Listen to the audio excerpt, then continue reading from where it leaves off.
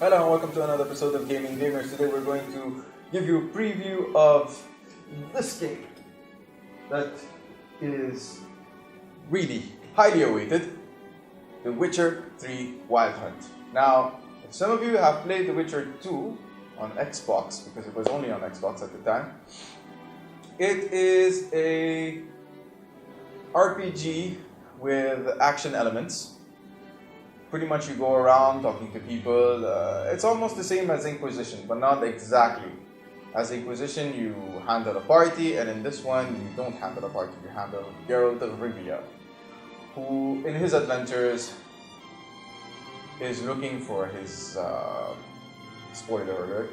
He's looking for one of his beloved that was taken by the Wild Hunt, which you will know later because the Wild Hunt is explained in 1 and in 2. And in 3, it's the actual where he needs to look for the Wild Hunt. And also a side story, we have to find the chosen child. The chosen one, the child of prophecy, who can control the world with some kind of power. Now, the game, if you've ever played The Witcher 2, now, Witcher 2 is really a good game, but it was really short. Really short as in how? As in almost 20 hours short. It was really easy to finish, it was really straightforward, there wasn't a lot, the stages weren't that big, and it was pretty easy to go around doing whatever you want.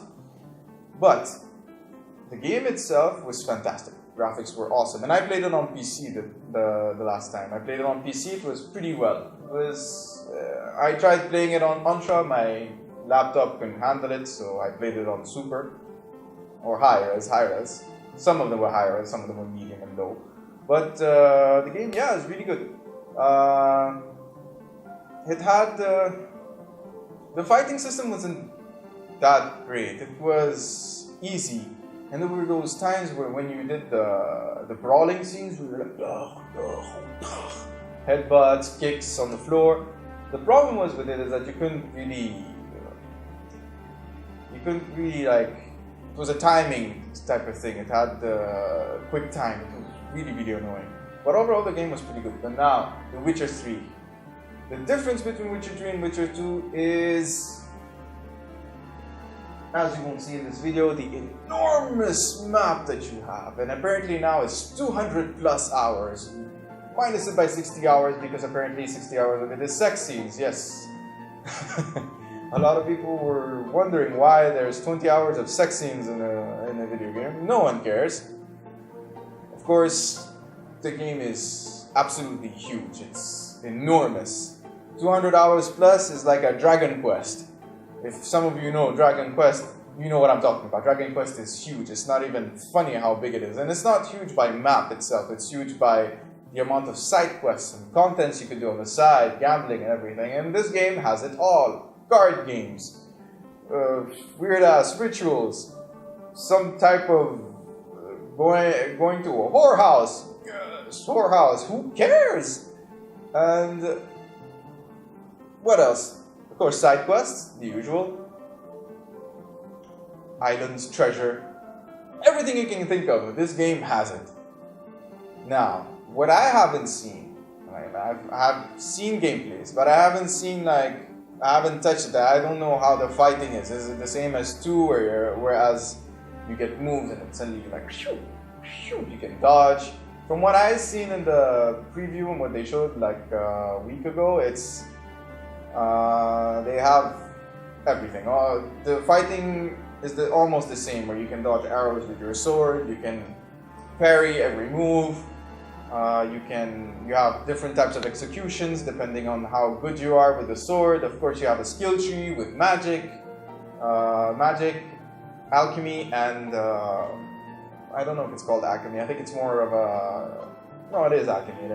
And fighting, where you can increase your sword or increase your magic, arcane, what they say, and everything else. Now, is this game going to be a really good game? No doubt about it. This game from the beginning, when you play 2, when you play the characters, they're very immersive. Geralt is very charismatic if you want him. You can choose to make him a huge jerk to everyone who just kills everyone around him. Or you can make him a bit humane, or you can put him in the middle. Like, I don't really care, but I really shouldn't, like, but I would help you, you know, because I'm a nice guy sometimes. You know, you have choices. The game, from also in some aspects, feels a bit more complete than 2 when you see 3 in some gameplays, because if you ever seen 2, like I said, it's 20 hours, and even though the map they show you at the beginning is really nice and all that, but it gets boring. It got boring, and then you have multiple endings now.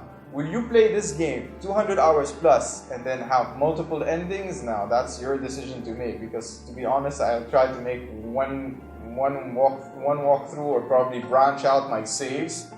If some of you know how to branch out saves, if some of you played RPGs.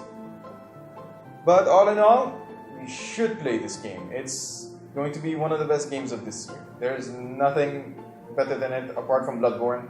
Bloodborne is different. It has a different way of doing things, but this one is not online, and plus some of the missions are free, and the big expansions, which are 30 hours long, 20 hours long, are paid. But hey, if it's 30 hours long, it's worth the money.